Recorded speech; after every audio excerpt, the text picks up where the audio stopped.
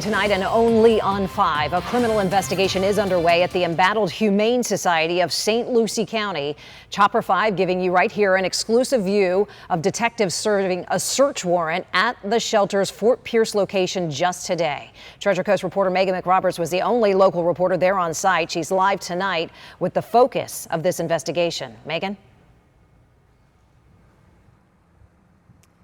Yeah, Shannon, a team of about a dozen, if not more than a dozen detectives from the St. Lucie County Sheriff's Office showing up unannounced to the Fort Pierce location for the Humane Society of St. Lucie County around 11 o'clock this morning with that search warrant approved, giving them access to every inch of the facility.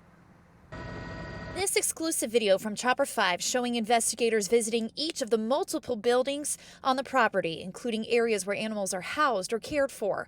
That search warrant giving detectives free rein to interview volunteers, employees, veterinarian staff, and management on site. We were here as detectives carried out computers and documents packed up in boxes and envelopes. We know this investigation was prompted by a complaint from a volunteer several weeks ago who brought his concerns ranging from operational issues, structural issues, and animal neglect to law enforcement. That complaint including allegations of sick or injured animals waiting up to 5 days to be seen by vet staff. But that volunteer spoke to only News Channel 5 about some of the concerns he brought to detectives. There were quite a few animals that died due to the lack of care, due to neglect, absolute neglect.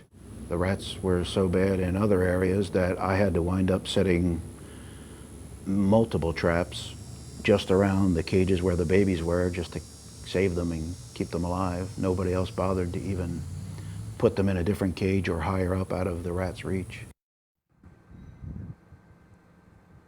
So to be clear, law enforcement cannot be specific as to what criminal charges they are investigating or which of Dale Mutchler's complaints prompted this investigation, but we do know they are continuing to do, quote, many interviews today, and those interviews could last into tomorrow.